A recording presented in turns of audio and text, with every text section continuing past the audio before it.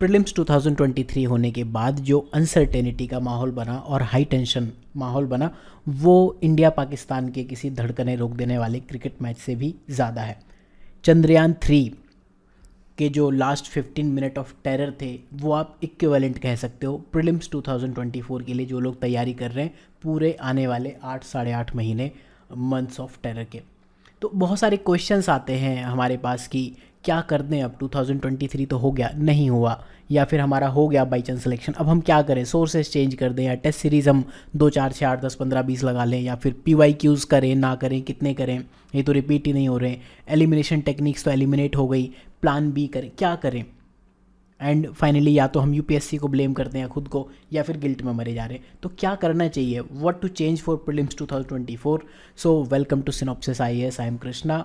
इस लेक्चर के थ्रू मैं आपके कुछ आंसर्स ज़रूर देना चाहूँगा, प्लस अगर आपको कोई और डाउट है कमेंट सेक्शन में ज़रूर पूछना।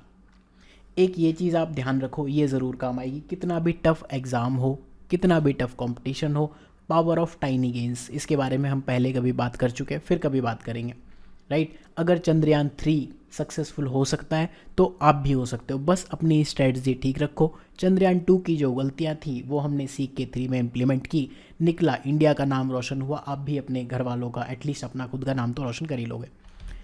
तो सबसे पहले सोर्सेज की बात करते हैं, क्या करना चाहिए, सोर्सेज चेंज कर दें, फेंक दें पुराने सोर्सेज? मेरे हिसाब से नो चेंजेस। इवन जो 7th एडिशन ऑफ लक्ष्मीकांत आ गया ना, लक्ष्मीकांत प्यारेलाल, वो भी छोड़ दो। 1-2 चैप्टर्स या कुछ चैप्टर्स जो इंपॉर्टेंट ऐड हुए होंगे वो कहीं ना कहीं आपके टेस्ट सीरीज़ या PYQs कवर कर देते हैं, राइट। लक्ष्मीकांत ने पहली बार कॉन्स्टिट्यूशन टाइप चैप्टर डाला है जो कि बुक ही कॉन्स्टिट्यूशन की है, तो ये तो एनीवेज बहुत अच्छी चीज़ तो नहीं थी, लेकिन मैं आपको फ़िलहाल यही कहूँगा कि अगर आपने 6th एडिशन पढ़ा है, 6th 5th पढ़ा है, 5th जो भी पढ़ा है एडिशन, उसको फॉलो करो, अदरवाइज आप ये एडिशन से कंपेयर करते रह जाओगे।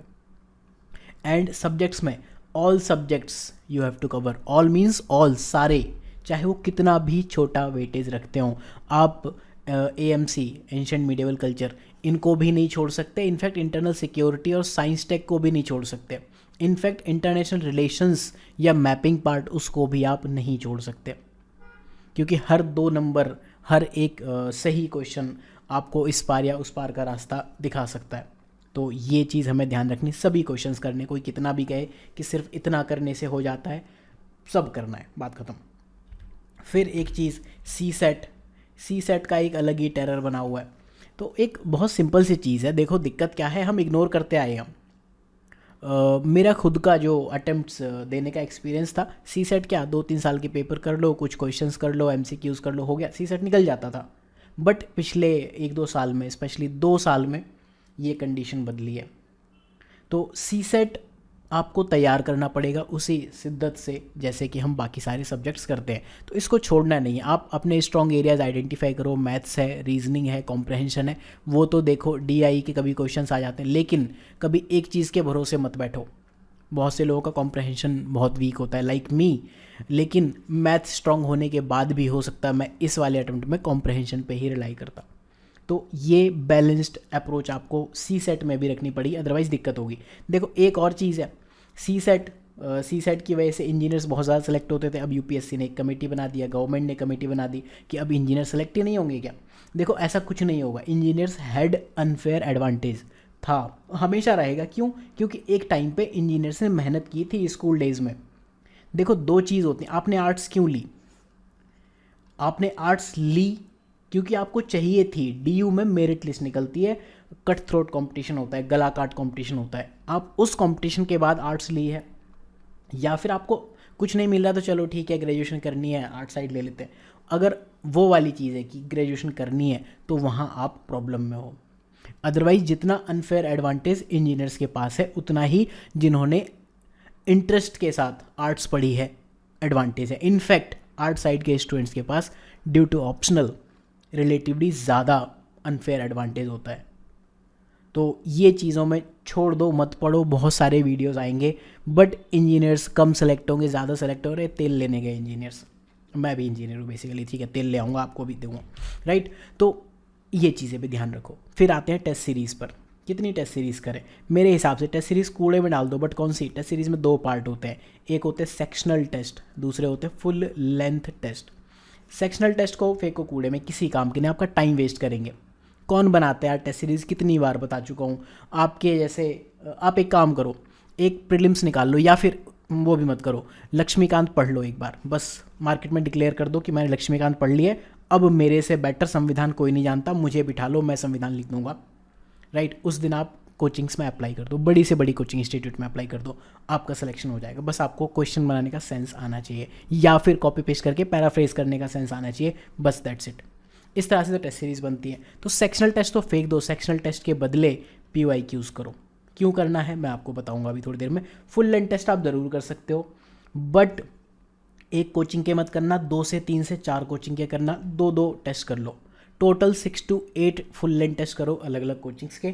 पर्पज़ होना चाहिए एग्ज़ाम मोड के लिए आपने ऑप्टिमाइजेशन कर लिया, ठीक है, कितने क्वेश्चंस अटेम्प्ट करने हैं उसका ऑप्टिमाइजेशन कर लिया, आपके करेक्ट कितने हो रहे हैं, इनकरेक्ट कितने हो रहे हैं उसका, टाइम मैनेजमेंट वगैरह, इन सब चीज़ों का आपने ऑप्टिमाइजेशन कर लिया, फिर टेस्ट सीरीज़ है। राइट, अगर हम टेस्ट सीरीज़ की बात करें या फिर हम सोर्सेस की बात करें, तो देखो मैंने कहा सोर्सेस चेंज करने की नीड नहीं है। आप कहोगे क्वेश्चन तो पेयर टाइप आ रहे हैं, पेयर 1 पेयर 2, बट उसमें सोर्सेस का क्या लेना देना, ऑप्शंस ही तो चेंज हो रहे हैं। हाँ, उस ही का मतलब ये नहीं कि पेपर ईजी है, पेपर इज़ वेरी टफ। जैसे अब मैं इस क्वेश्चन की बात करूँ, ये वाला जो क्वेश्चन है, यहाँ पर अगर मैं इसके बदले जो पहले उस टाइप के क्वेश्चंस पूछे जाते रहे थे ट्रेडिशनल वे में, तो हो सकता आप एलिमिनेट कर लेते, बढ़िया कर लेते। लेकिन इसके लिए तो आपको क्या करना है, एक ही चीज़ वर्क कर सकती है, सारे ऑप्शंस इंडिविजुअली पता होने चाहिए, ठीक है। पेयर टाइप क्वेश्चन की ओनली 1 पेयर, ओनली 2, इस टाइप के, इनको करने का एक ही तरीका है, ट्रू फॉल्स में खेलो कि अगर आपको पता है ये ऑप्शन ट्रू है देन दैट इज़ फाइन, नहीं पता तो फिर तुक्केबाजी ज़रूर लग सकती है इसमें। वो आपको पता होगा कि सपोज आपको पता है कि 1 इज़ रॉन्ग एंड 2 and 3 ठीक है, तो हो सकता है इसका आंसर ओनली 2 हो गया, लेकिन रियल में कोई दूसरे 2 रॉन्ग थे या दूसरे 2 सही थे, तो भी आंसर आपका ओनली 2 आया। तो तुक्केबाजी में ऐसे क्वेश्चंस आपके कई सारे ठीक हो जाएंगे, इस पर हम बात कर चुके हैं। बट फिर भी ऐसे क्वेश्चंस को अटेम्प्ट करने का तरीका तो मेरे हिसाब से यही है, ट्रू फॉल्स करो। तो आपको जो आपके सोर्सेस हैं और रिलीजियसली फॉलो करने चाहिए। राइट, ये जो test series, multiple test series हम लगाते हैं, लगाना एक लगा लो मैक्सिमम अगर आपको टाइम है तो, ठीक है। Multiple test series, multiple current affairs, multiple books छोड़ दो, revision, again power of tiny gains, but 1% better बनना है एवरीडे। ये नहीं कि आप आज लक्ष्मीकांत पढ़ रहे हो, कल आपने DD बसु पढ़, ये इस पाथ पे जाओगे, इस पाथ पे नहीं जाना है। राइट, इंप्रूव तभी कर सकते हो जब आप लक्ष्मीकांत को बार बार रिवाइज करोगे, या सिनॉप्सिस के पॉलिटी को आप बार बार रिवाइज करोगे। एक कोई भी सोर्स जो आपने चूज़ कर लिया उसको रिलीजियसली फॉलो करना है। नेक्स्ट चीज़ PYQs तो अब रिपीट नहीं होते, इस साल तो ट्रेंड बिल्कुल चेंज होगा। कौन कह रहा है, क्यों कह रहा है, मुझे नहीं पता। देखो एक वीडियो मैंने बनाया था यहाँ पर, ये वाला 6 out of 13 सिर्फ एक सब्जेक्ट में अभी ये बात हुई है, एंड अभी हम विद प्रूफ और भी वीडियोस बना लेंगे, ठीक है। तो हम बात करेंगे कैसे कितने PYQs रिपीट हुए। 30+ PYQs आपको ऐसे देखेंगे जो डायरेक्टली रिपीटेड हैं ऑप्शन से या डायरेक्टली। तो जब कट ऑफ जा रही 40-45 क्वेश्चन, उसमें से अगर 30 आपके PYQ से आ रहे हैं, हालांकि अब इस चीज़ को मुझे प्रूव करने की नीड नहीं, बहुत लोगों ने ये चीज़ बता दी होगी अब तक, बट PYQs कौन से करने हैं, 10 साल, 15 साल, 25 साल, no, 40 years at least. Questions from 80s and 90s, यहाँ देख लेना कितने रिपीट होते थे, एग्जाम से पहले बनाया था, और यहाँ देख लेना 80s 90s से कितने क्वेश्चंस रिपीट हुए। तो करने तो आपको पड़ेंगे, PYQs का कोई अल्टरनेटिव नहीं है, इंपॉर्टेंट है। बेसिकली सोर्सेज में जो आपकी चीज़ें रह जाएंगी, जैसे मैंने क्या कहा, लक्ष्मीकांत में 6th एडिशन अगर आप फॉलो कर रहे हो एंड उसमें कॉन्स्टिट्यूशन का चैप्टर नहीं है, तो वो कहाँ से आएगा, PYQ से हो जाएगा। टेस्ट सीरीज़ में कोई चीज़ रह गई तो कहाँ से आएगी, PYQ से। टेस्ट सीरीज जो सेक्शनल टेस्ट है उनके बदले प्रीवियस ईयर क्वेश्चन कर लो। सेक्शनल टेस्ट क्वेश्चन ही तो प्रैक्टिस करने घर बैठ के, कि आपको सब्जेक्ट समझ आया कि नहीं आया, तो क्यों टेस्ट सीरीज़ करनी भाई। एग्जाम ये क्या है, ये वो क्वेश्चन है जो एक बंदे एग्जामिनर है उसके दिमाग से बने हैं। ये क्या है, किसी एस्पिरेंट के दिमाग से बने हैं। भाई एस्पिरेंट के दिमाग की चीज़ें ही पढ़नी है, तो फिर क्यों आप UPSC की प्रिपरेशन कर रहे हो। फिर अगली बात, एलिमिनेशन टेक्निक्स एलिमिनेट होगी, नहीं भाई ऐसा नहीं हुआ। Elimination techniques are not eliminated at all. अच्छा खासा रोल है एलिमिनेशन टेक्निक्स का। एंड एक चीज़ ध्यान रखना, prelims A B C D 4 options हैं।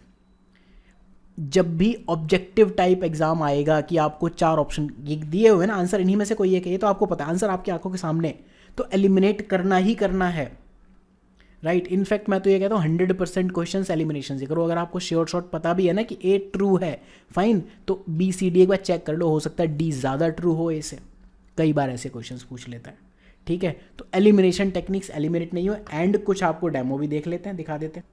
एलिमिनेशन टेक्निक में एक चीज़ सिखाई जाती है जहाँ सम हो उसके करेक्ट होने के चांसेस ज़्यादा होते हैं, देख लेते हैं।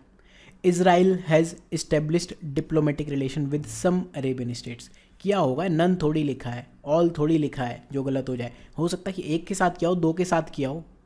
तो यहाँ पर एलिमिनेशन टेक्निक वर्क कर रही है इस ऑप्शन में, स्टेटमेंट में at least. Some tribal people in India use niger seed oil, भाई फलाना सीड ऑयल यूज़ करता हूँ, फलाना घी डिमका ये वो करते हैं, कुछ लोग करते होंगे, 10-20 लोग करते हो, कहीं लिखा है क्या कि 10,101 लोग ही करते हैं?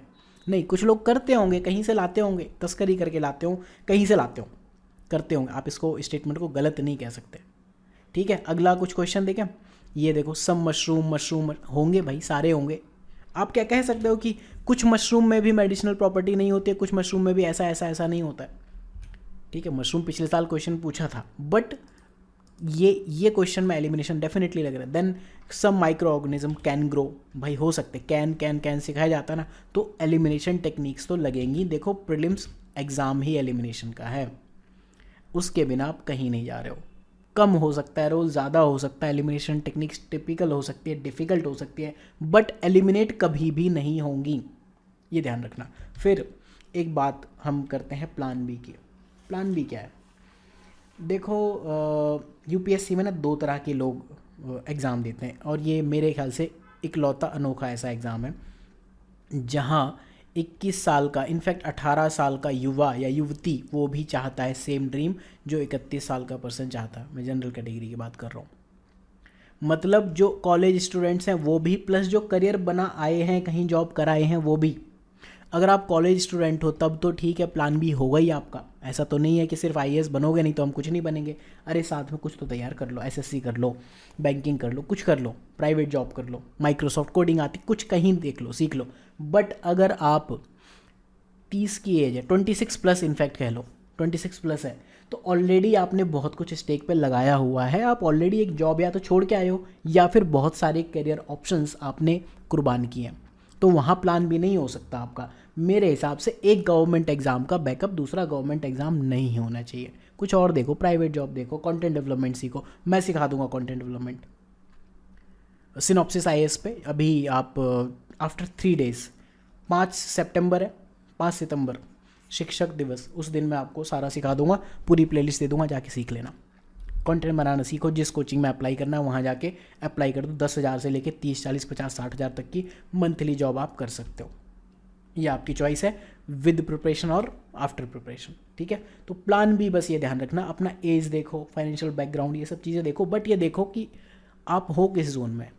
क्या आप कॉलेज स्टूडेंट वाले जोन में हो तो फिर प्लान बी होना चाहिए, लेकिन जैसे मैंने प्रिपरेशन ही 27 की एज में शुरू की थी, तो काय का प्लान बी, फिर तो भैया यूपीएससी है, ऑलरेडी हम क्लास 1 ऑफिसर बन गए, तो भाई अब क्या करें, अब क्या बन जाएं, एक ही ऑप्शन है, क्यों? क्योंकि ट्रांसफ़र चाहिए था नॉर्थ में, तो there can not be a plan B. फिर प्रीलिम्स चेंज हो गया बहुत ड्रास्टिकली, मेंस चेंज हो जाएगा। मेरे हिसाब से मेंस ऑलरेडी बहुत एडवांस्ड लेवल पे, आप क्वेश्चंस देखना, मैंने मेंस आंसर बिल्डिंग कोर्स में ये चीज़ लगातार बात की है, कुछ पूछता है हम कुछ लिखते हैं, और एक दो नहीं, अच्छा खासा 40% से ज़्यादा क्वेश्चंस ऐसे हैं जो ऑलमोस्ट सभी मिस इट कर रहे हैं, ठीक है। इस पे हम डिटेल में और बात करेंगे, मेंस आंसर बिल्डिंग की जो प्लेलिस्ट का पहला ही वीडियो है वही देख लेना। फिर एक चीज़ जो इम्पॉर्टेंट है, यूपीएससी को ब्लेम करना है, सेल्फ या गिल्ट। देखो यूपीएससी को हम ब्लेम कब कर सकते हैं? सपोज़ हमने मेहनत नहीं की, पेपर टफ आ गया, किसी ने पूछा क्यों फेल हो गया, अरे यूपीएससी ने ऐसा कर दिया वैसा कर दिया, नहीं तो हम इस बार तो बिल्कुल रैंक 1 से भी ऊपर आते, कुछ होता तो। वो नहीं करना, अगर आपने प्रिपरेशन नहीं की, अपने आप से झूठ मत बोलो, तैयारी करो, हो जाएगा, ठीक है। फिर खुद को ब्लेम नहीं करना है। इस जोन में कौन आ सकते हैं? जिन्होंने खूब तैयारी की लेकिन नहीं हुआ, तो हम खुद की कैपेबिलिटीज़ पे डाउट करने लगते हैं, वो भी नहीं करना है। फिर गिल्ट में नहीं जाना है, यार एग्ज़ाम ही तो है, ले दे के 1000 सीट है, 1000 में से रिजर्व्ड कैटेगरी हटा दो, जनरल के लिए सपोज 1000 सीट है तो कह रहा हूँ मैं 600 बची, 600 में से IAS 180, जनरल कैटेगरी के IAS 90, होम कैडर के IAS 1 या 2 या 3, फिर क्या करोगे? नहीं आई रैंक आ जाए 599 तो जाके शादी कर लेना किसी दूसरे स्टेट कैडर के बंदे से, वो हो सकता है, लेकिन गिल्ट में मत जाओ, इतने ही लोग सेलेक्ट होने वाले हैं, एग्ज़ाम ही ऐसा है, राइट। तो हमेशा ये ध्यान रखना। मैंने क्या कहा, प्लान बी 5 सितंबर का आप वेट कर लो। वेबसाइट पर आपको कंटेंट डेवलपमेंट कोई नहीं सिखाता ना यूपीएससी में, content development, synopsis IAS is known for content development, मैं आपको वो सिखा दूंगा जहाँ जाके करना हो। कम से कम इस मार्केट का कंटेंट तो ठीक करो यार, कचरा भरा पड़ा है। तो ये सब मत करो, गिल्ट में मत जाओ। एक चीज़ ध्यान रखना, जब हम गिल्ट में जाने लगते हैं ना तो we are prone to exploitation, बहुत इजीली दूसरे हमें एक्सप्लॉइट कर सकते हैं। देयर आर मल्टीपल वेज, और इस जगह सबसे ज़्यादा लोग एक्सप्लॉइट कहाँ होते हैं? रिलीजियस बाबाओं के हेर फेर में। सो आई होप कि आपको काफ़ी सारी चीज़ें समझ में आई होंगी। तैयारी करो, ढंग से करो, ऑप्शनल GS मेंस और प्रीलिम्स का वेटेज समझो। और हम बात करेंगे गाइडेंस सीरीज़ में इस बारे में, गाइडेंस सीरीज़ के बारे में अगर आप और ज़्यादा जानना चाहते हो देन विजिट दिस प्लेलिस्ट। देखो गाइडेंस सीरीज़ ये फॉलो कर लेना। अगर आपको चीज़ें नहीं आती हैं, कैसे करना है, आपके कन्फ्यूजन्स बहुत सारे, FAQ कैसे सुपरफास्ट पढ़ना है, कैसे क्वेश्चंस रिपीट हो रहे हैं, फिलोसफिकल क्वेश्चंस कैसे करने, क्या 5 बुक आज की डेट में भी रेलेवेंट है? Yes definitely they are. UPSC mains में कैसे आप चीज़ों को इम्प्रूव कर सकते हो, ऑप्शंस में कैसे ये सब क्लिकबेट थंबनेल नहीं है, अच्छी चीज़ है, करो, इनको अप्लाई करो। क्वेश्चंस रिपीट होते हैं, हाँ देख लो, यहाँ प्रूफ के साथ तो दिए हैं, ठीक है। एलिमिनेशन टेक्निक्स क्यों वर्क नहीं कर रही थी, इस वीडियो में बताया। सिली मिस्टेक्स कैसे कंट्रोल करोगे, यहाँ बताया। टाइप ऑफ MCQ, ये सब चीज़ें यहाँ से सीखो। सुपर फास्ट कैसे करना है, do follow this guidance series, आपका गेम डेफिनेटली चेंज कर देगी। Thank you for watching.